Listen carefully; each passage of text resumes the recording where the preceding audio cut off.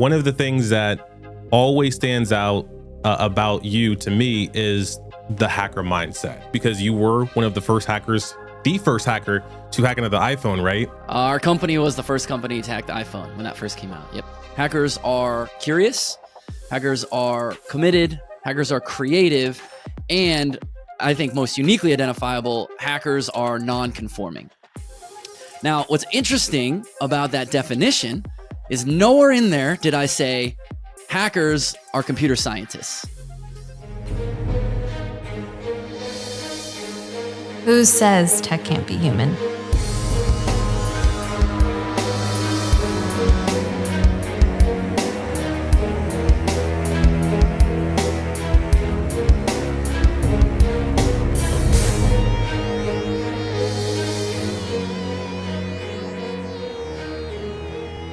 What's going on, Hacker Valley fam? Welcome back to the show. This guest that I have with me today is a legend. They're a legend in cyber because they've been everywhere. They've written books, they've been on the TED stage, and they've given more keynotes than they could probably count on two hands, and 2 times 2 of that as well. My special guest for this episode is Ted Harrington, executive partner at ISE. There's also many other accolades that we're going to get into. But Ted, you've been on the show before. Welcome back to the podcast. Yeah, man, I'm excited to be back here. And anytime I get to hang out with or chat with you, I'm excited for it. So let's do it. So there's a lot of ground to cover. One of the things that always stands out about you to me is the hacker mindset. It's something that has always been embodied within you because you were one of the first hackers, the first hacker to hack into the iPhone, right? And Tesla. Our company was the first company to hack the iPhone when that first came out. Yep. Legendary. And I'm sure that resulted in a lot, but also helped you think about the psychology, because this is a company that you're running and, you know, ideas that you're also generating. I'm sure you're a pivotal piece of that piece of research. But if you had to describe the hacker's mindset in a sentence or two, how would you phrase that? Yeah, I love that this is what we're going to talk about today, because this is an idea that I have been very interested in working on for many, many years. The short answer, I'll give you the short and direct answer to your question, then I'll add some color to it. Perfect. But hackers essentially have 4 defining traits. Hackers are curious, hackers are committed, hackers are creative, and I think most uniquely identifiable, hackers are non-conforming. Now, what's interesting about that definition is nowhere in there did I say hackers are computer scientists. Because, in fact, you do not need to do anything with computers in order to be a hacker. Hacking is a mindset. You could think of it almost as like a lifestyle, maybe even. But it's about being a hacker is about the way that you think, and it's the way that you look at things. And they apply the hacker mindset not just to their jobs, they apply it to their lives too. And that is really fascinating to me. And that's part of what I imagine we'll talk about today. But it's those 4 really prevailing traits that define what a hacker is. Looking at yourself in your personal life, which trait rings most true to you? I've been pondering that question myself. So to put a little context around this, how I got to these 4 ideas was a couple of years ago, maybe 4 years ago at this point, I wrote a book called Hackable. And Hackable was written for people who are close to security of systems. So whether they're the CTO or some other tech executive, or they're a security professional, or they're a software developer, I wrote a book to help correct these misconceptions about how people get it wrong when they're trying to build secure systems. And this book set out to do that, to help people build better and more secure systems. And then that led to a TED Talk that I gave called Why You Need to Think Like a Hacker. And what was interesting in that transformation or that transition of the idea was, you know, this book was written for essentially a niche audience, right? It's not everyone in the world is building software, but a TED Talk needs to be useful for everyone. And so it was a really interesting exercise of thinking about, well, which of those ideas are universal? And that was how we got to this idea of, well, the hacker mindset and how can you apply it to other things? And so I went and I gave this talk, and it was this incredible life moment, something I've always wanted to do. And just like, I'm getting chills even thinking about like standing on that red dot and, delivering this talk that I'd been pursuing for so long. And I get off the stage and I have a bunch of copies of Hackable there that I'm going to sign and give away. And one of the people who'd seen the talk comes up to me and is like, is this book, Hackable, about that idea? And I was like, it's a little different. And this person seemed like a little crestfallen, right? And I was like, oh man, I wish I could read that book. And then pause, and they said, can you write that book? And I laughed because that's like an enormous undertaking that was being suggested, like writing a book. Like, can you go do this 3-year project real quick so I can read this book? And so I was like, I laughed, and I went home, but that question had really stayed with me. And then about a year ago, I was like, I can write that book, and I must write that book. And so I'm working on the book right now. It's called Inner Hacker, and it's in the course of writing this book that I narrowed in on these 4 ideas, because I've been observing hackers who work for us, or hackers that I get to spend time with. Like I go on vacation with hackers. Like, hackers are my friends. So I'm like always around the hacker mindset. And that's where I realized through observation and through interviewing hackers in our community, like, what does it mean to you to think like a hacker? And that's how I came up with these 4 traits. And as I've been writing this book, I've been thinking about the question that you just asked, which is, well, which of those do I feel that I'm most aligned with? And I feel all 4 of those actually very closely define me.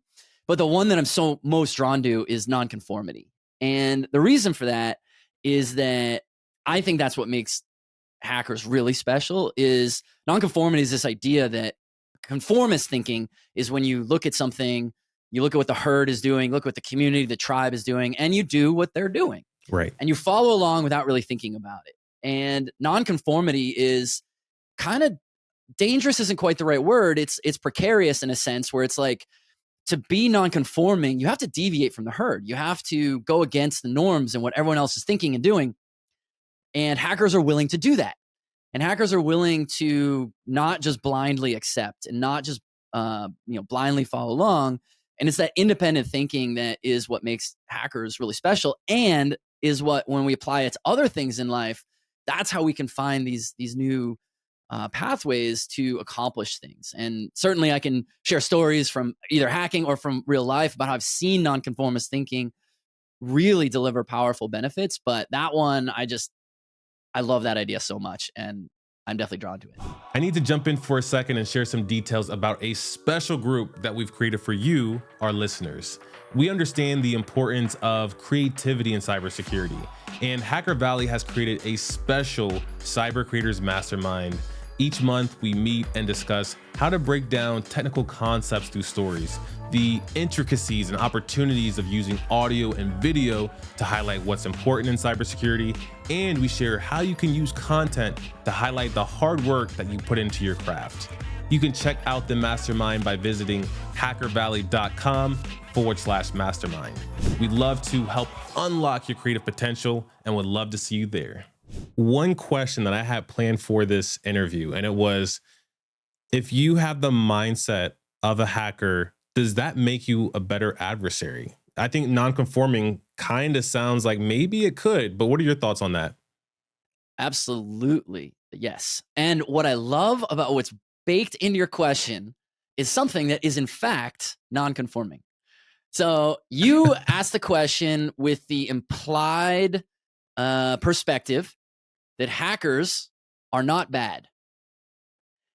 And that's different than the way most people talk about hackers. Everyone is like, hacker equals sign bad. And that is not true.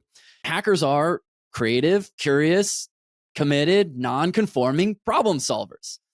Now, the difference between good hackers and bad hackers is, of course, motivation. Bad hackers, of course, are motivated to obtain some sort of benefit, whether that's financial gain or competitive advantage or whatever. Whereas those of us who come from the ethical hacking world, like myself and the company of hackers that I'm in the privileged position to run, we want to use all the same tools, techniques, approaches, methods, everything as the bad guys do. But our mission is to improve the security of systems. And so when you think about it that way, the answer is a very simple yes to your question, that if we're going to help a company, like our business models, people hire us to find their vulnerabilities before the bad guys do. And if we're going to do that, we have to be able to understand how the attacker thinks. How does the attacker approach a system? How do they perform reconnaissance? How do they chain exploits together? But it also helps you think in the shoes of anyone else. So like, let's say you want to apply this to your life, and you want to, whatever the thing is you're trying to do, start a company, raise capital, get a raise, entrepreneur. whatever. Yeah. Being able to say like, okay, that person I'm going to go ask for $10 million from to fund my company. How does that person think? You absolutely have to be in their shoes in order to be able to be successful in communicating with them. And the hacker mindset is all about that. I love that. I love that so much, because as you were kind of going through all those traits and the description, I started to see myself in it. And I started to see like other people as well. I was like, oh, entrepreneurs, people that are just, solopreneurs as well. And then people that are just motivated by tinkering and solving problems. I think, that's often the people that I'm surrounding myself with. And, speaking of applications, I could think of many other jobs that one could have with the hacker's mindset. I think that cyber is one of those industries that has people from all walks of life. Like I hear about librarians, banking associates, people that worked at just regular brick and mortar stores, breaking their way in. From the professional perspective, what do you think are those top traits that businesses really appreciate from like the hacker's mindset? You're talking about security businesses hiring security professionals? Yeah, security professionals, security engineers, even CISOs. What do you think are those traits that make people stand out more than the others? Yeah, I love this question, and I love the way you framed it. I think entrepreneurs are, in fact, hackers for sure. Like, talk about being non-conforming. Like, oh, the industry already exists, or a solution already exists. Like, let me do something different. Let me find something that doesn't exist. Let me find a new pathway. That statement right there is the byproduct of the hacker mindset. Is you find a new pathway to accomplish whatever you're trying to accomplish. So, entrepreneurship, hacking computer systems, hacking life, whatever. So, to your question, what do companies value about security professionals they're hiring, whether it's more on the business end of the spectrum or more on the technical end of the spectrum? Obviously, different companies, different people, they're going to maybe say different things, but this has been my experience and my observation is that it's not the technical skills. It's the attitude and the aptitude, right? So like, how do they think? Are they self-starters? Are they tenacious? Are they problem solvers? And are they these traits? Now, I don't think every company is looking for someone. In fact, many companies probably are not looking for non-conformist thinking. They probably want very much conformist thinking. But maybe what they're looking for, the smart organizations who are hiring out there aren't necessarily looking for like the job descriptions that we see in security today that are ridiculous, right? It's like, 15 bullet points of which it's like master's degree, 15 years experience in this, 10 years experience in that, ... Oh, and by the way, the pay is $50,000. It's like, who, like, you don't even know what you're doing. And those are red flags for sure. When you see that as a job description, like you probably don't want to work in a company like that. But the companies who get it, like for example, what we do when we're interviewing people, the baseline technical requirement that we have is just like, can they work their way around a computer? And of course, they need to have some higher level of technical capability to be in the hacker role. But we hire way more than hackers at a hacking company. And what we're always looking for is that combination of attributes, like, are they self-starters? Are they going to solve the problem on their own? Can they thrive in a place without a lot of micromanagement? And that's at least been my experience. And it's probably different at different companies, but I think it's the mindset is way more important than the technical skill. I agree. I think it's hard to make that adjustment, to make that pivot, because sometimes we do have a problem that we just need to go away. So I get that, sometimes we get caught up in the technical aspects of what someone brings to the table. But if you have the time, I think it's very wise to bring someone in. In my personal life, what I like to do is bring people in that don't have a great level of experience of what I'm hiring them for. Because I want them to figure out how it works at my company or works on my team, rather than like bring in any of the good or bad habits that you've already acquired over the years. Yeah. I love that you do that. I thought maybe I was well, maybe I still am in the minority on this, but when it sounds like you do this too, when people join our company, one of the things that I always ask of them in those early days, and you can see on people's face when I ask this, they're like, what's the trick? I'm like, I say to them, I'm like, I want you to tell us the things that don't make sense to you or the things that seem like there's a better way. And it doesn't matter if you think that thing is like my most prized possession process that we do. Because when someone joins a company, they have something very special and very fleeting. And that is they have that outside independent viewpoint on how you do things. Mm-hmm. And that goes away pretty quickly. Let's say probably within the first few months, you start to conform to the way that company operates. Yes. But you're naturally not yet conformed in those first few months. And so I always encourage people, like, I need you to tell me where the thing, like, I don't know what my assumptions are. That's a problem with assumptions. I'm blind to them. Like, what am I doing that I don't know about? And most people, the why that's an opportunity is that most people when they join a company do not feel comfortable saying anything in that range unless they're asked to do it like that. Depends on who's asking. If it's your boss, you might say yes. If it's someone else that's going to eat up your time, you might be like, yeah, no, I'm not doing that. True. I'm going to get in trouble. So your executive partner at ISC, I've been dying to know, what does that role come with? What does ISC do? Tell me a little bit about that. What is it? That role comes with stress. I mean, I say that jokingly. It's a good kind of stress. I mean, leading a company. So myself and my business partner and very close friend, Steve Bono, we run this company together and have for quite some time. And I was jokingly saying that it comes with stress, and I don't mean that in a bad way. I mean it actually in a good way. In that when you're running a company, you're responsible for the lives and the livelihood, not literally like them physically being alive, but like the livelihood of the people who work for you and their families and the people who depend on them and their career satisfaction and their desire to come bust their butt for you every day. And that is not taken lightly, that responsibility. And so I love that. So what does that mean in like a day-to-day basis? I spend most of my time on the big picture aspects of the company, like strategy. What are the deficiencies we either need to improve or just completely move away from or outsource or whatever?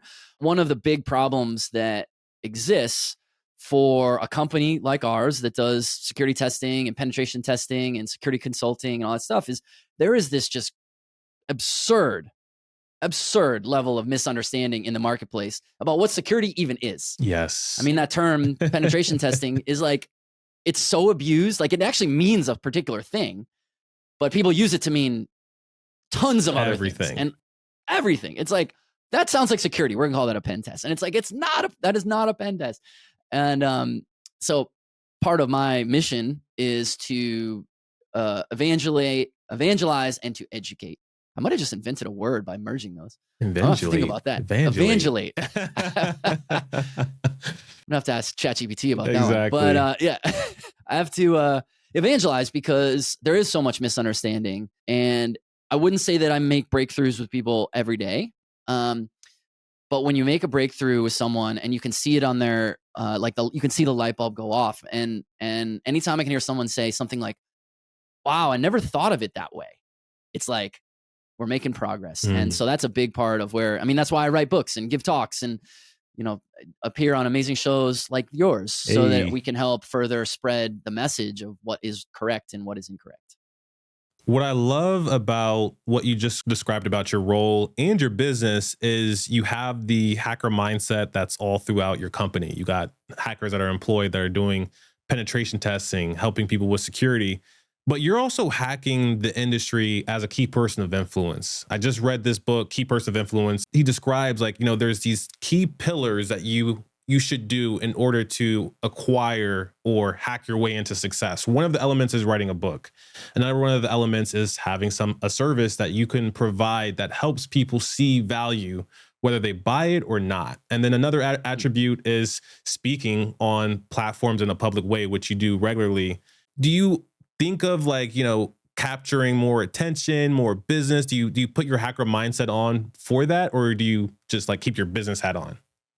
I've not read that book or even heard of it, but I love the pillars that you just described. And I think that those are critically important for people in any industry community, but I know about our industry community to do that, right? To get out and to evangelize when there's so many business pressures run counter to the way that certain things should be done. And I don't know if this is true in all industries. I imagine it is true.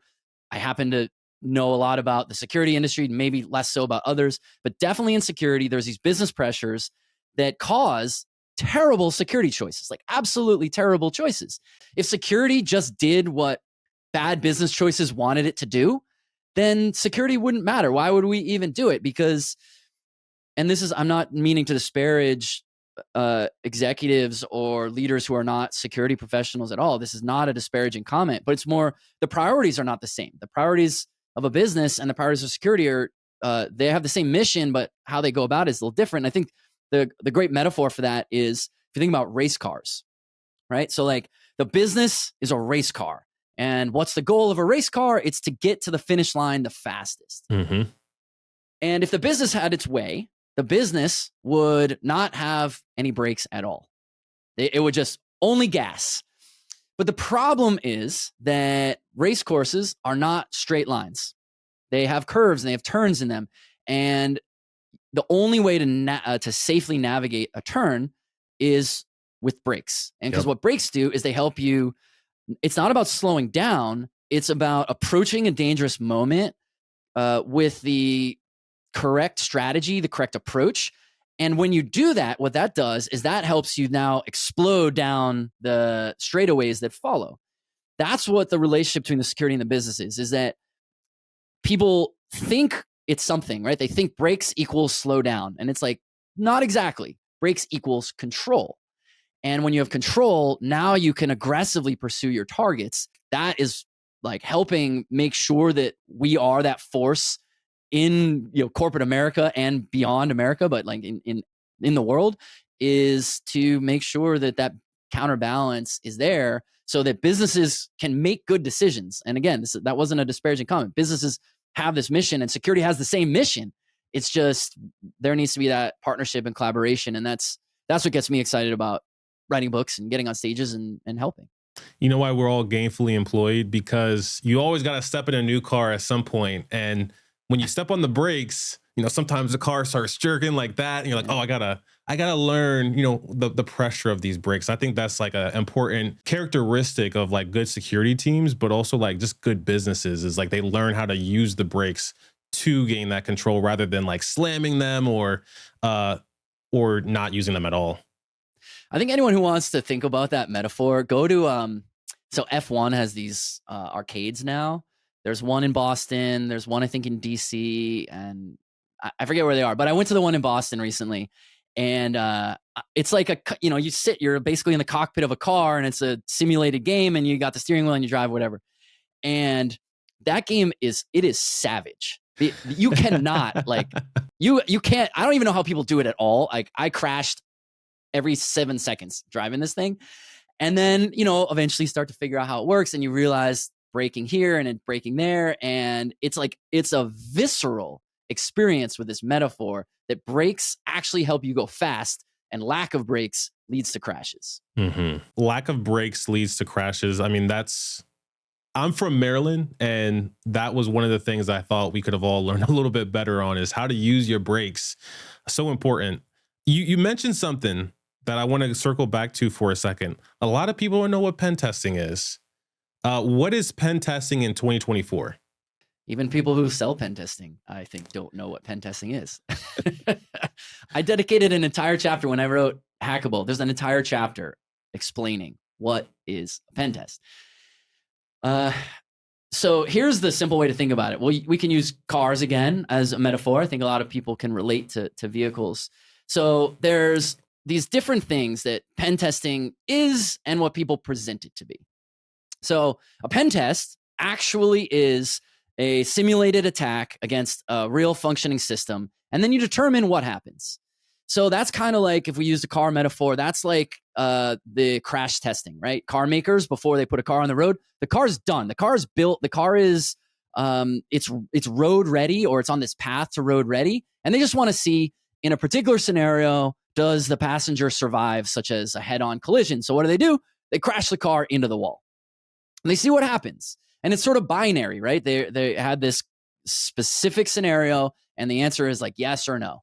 Mhm. And the way that it means, what it means in security is this built system that's already been through a bunch of different types of testing. We actually wanted to simulate an attack against it. Did we or did we not get in?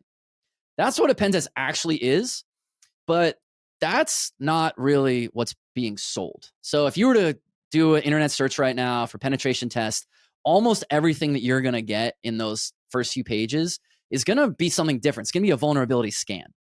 A vulnerability scan, using the car metaphor, is sort of like, when that check engine light comes on in your car and you go to the mechanic and they stick that little diagnostic tool in the dash and it produces for them a code. Yep. And then based on that predetermined code, they do something with that. That's what a scan is like. A vulnerability scan looks for known issues. The only way it can work, the issues are by definition known. That's pretty different from crashing the car into the wall. And yet people are using the terms interchangeably. What makes it even a little more complicated is that neither of those things are actually what people usually need anyway. What people really need is a third thing, and that's called a vulnerability assessment. And a vulnerability assessment is, if we use the car metaphor, is more like the entire safety engineering process for a vehicle. How do all of the tech and features work together to increase the likelihood that a passenger survives a crash? So that's looking at things like, how do the side impact beams work with the airbags, work with the crash detection technology, the lane departure technology, all that stuff. And it's thinking about this holistic thing of like, where are the possible issues?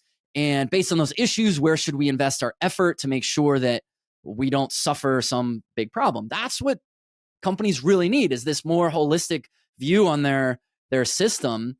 And yet people don't really understand the distinction. So you've got this problem where it's like people are asking for pen testing, like the crash testing of the car. Yeah. They're being sold the vulnerability scan. They're being sold the like, hey, you don't have enough oil.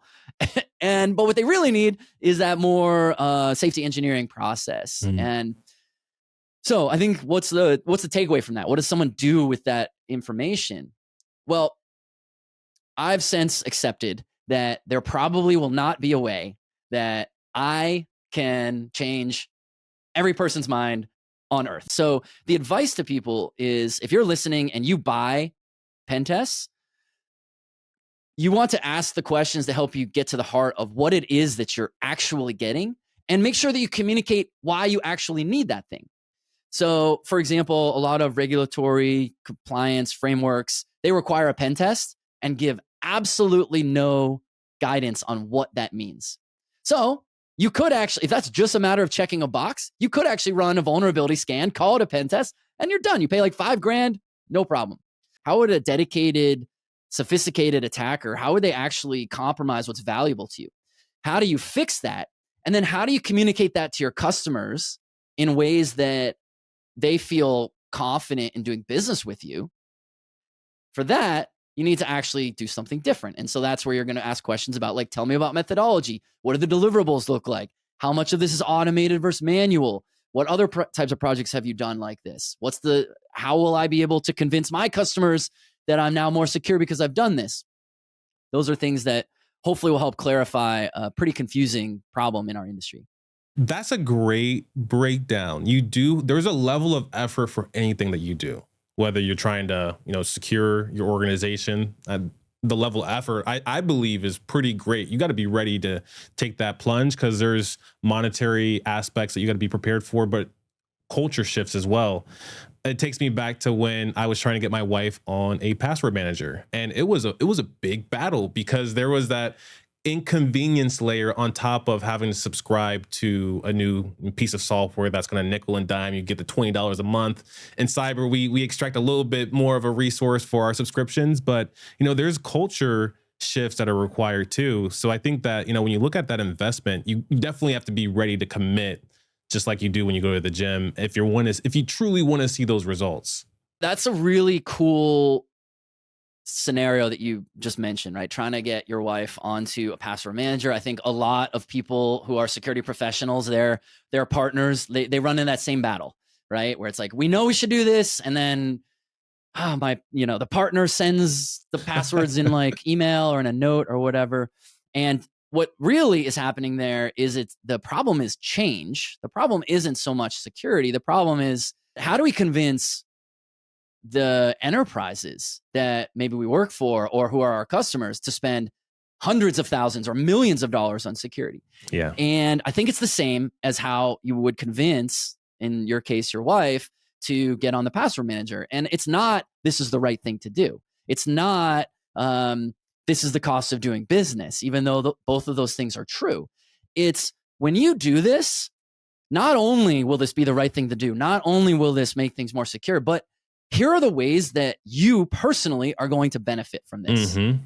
And all too often, I think in security, we message around a lot of the wrong things. Either it's like this doom and gloom, like, well, we could face a $10 million breach, and if we only spend $1 million, we're saving that. It's like, okay, well, that's too hypothetical. Yeah. Or it's like about efficiencies and data classification and all these things that executives are like, I'm so bored. Stop talking right now.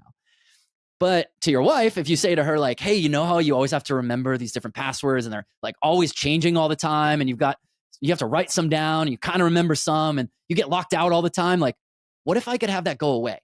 What if you only had to remember one and you have better security and I'm going to stop hassling you all the time and it costs like no money?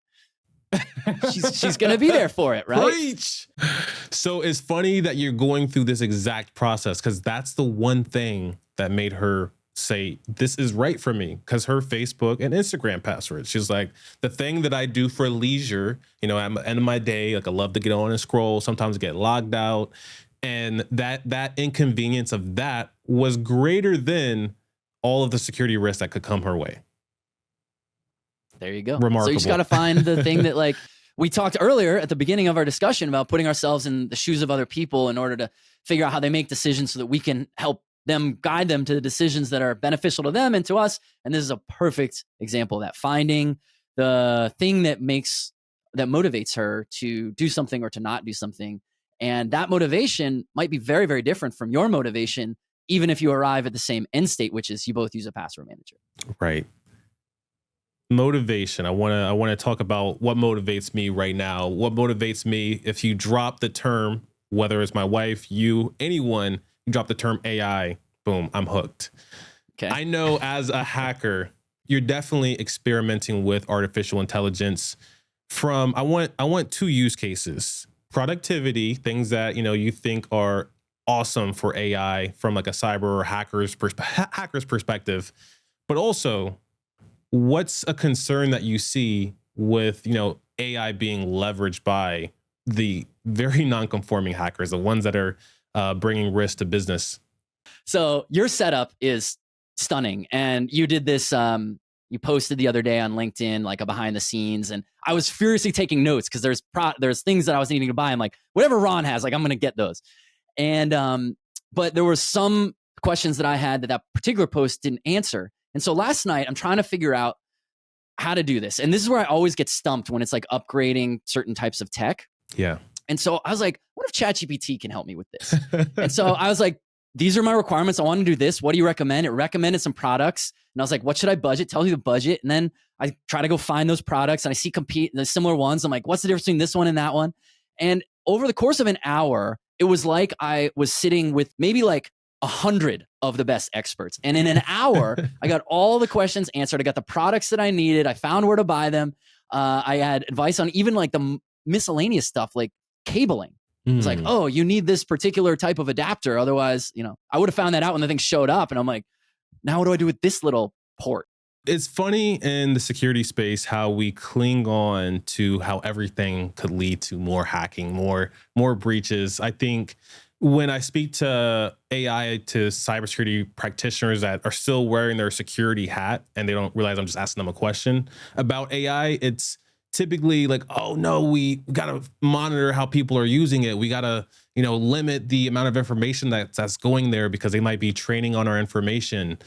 And I wonder to myself sometimes, like, that's a interesting, I guess, hesitation to have. And then others that I speak to on the cybersecurity implications of AI, like my mom, she's worried about deepfakes because someone came onto the podcast, they created a deepfake voice of me, and I said the only way to test it is by calling mom.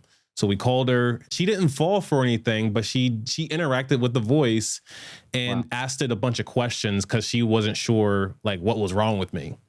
So like when you look at the dark side, like, what concerns you? Is it like the deepfake spectrum? Is it the data privacy spectrum? Where's your hesitations? Yeah, the deepfakes, that is the biggest area of concern I have. There are several areas that I'm pretty worried about, but the deepfakes in particular, because when you think about how susceptible we are as humans to these influence or manipulation techniques that are just in writing, right? Like, Yeah. I don't know about you, but I get texts every single day that are like someone being like, "Hi, I noticed I didn't have your name in my phone number. Yes. Who are you?" And then it's like, I was not responding, but when you respond, they'll be like, "It seems like the universe brought us together. I love you." And then they're asking for money. But people fall for that stuff. Like, cause I don't, but like enough people do that these techniques are out, and that's just in writing.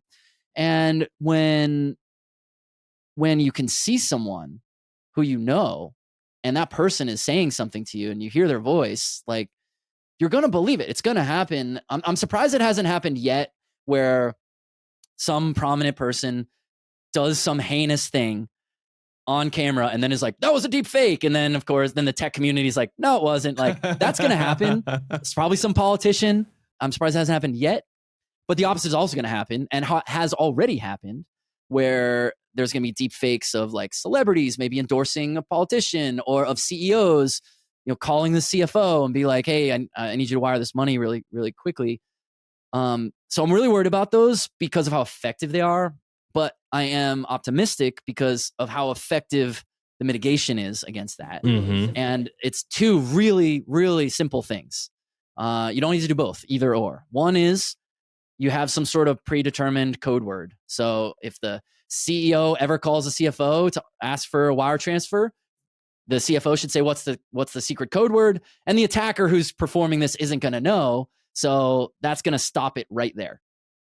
The second is to cut the connection. So the case where you created the deep fake, called your mom, sounds like your mom did awesome. But another technique she could have done was hang up and call you back. And then you've been like, "Hey, what's up, mom?" She's like, "Are you okay?" And you're like, What are you talking about? So cut the connection, because the callback will go to the real person, not to the attacker, or use a code word because the attacker won't know the code word. So if we can evangelize those methods, we'll be successful in thwarting deepfakes. I think under all this, what is still remains to be true is people are impressionable. If someone shows me a 1-minute clip of my favorite NBA player who happens to be a deepfake, it's going to take a long time to reverse engineer that what I've seen out of my mind and make me think that it's not real. It's going to take a lot of convincing because I saw it.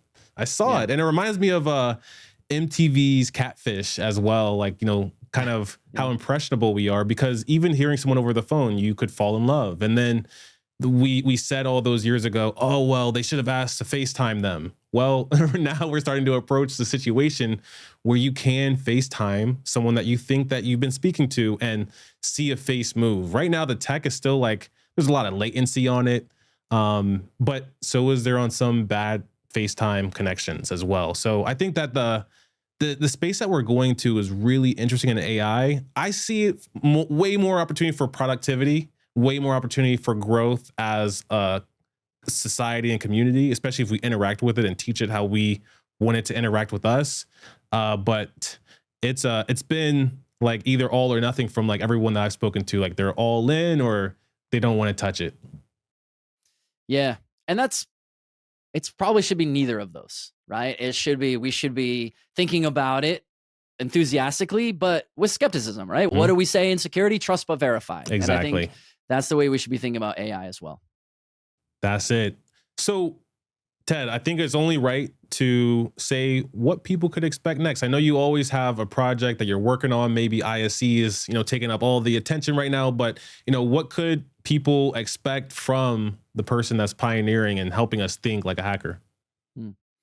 Well, then the big project I'm working on right now that will come to life next summer is this next book, Inner Hacker. Yes. It will teach exactly the hacker mindset and how to go apply it.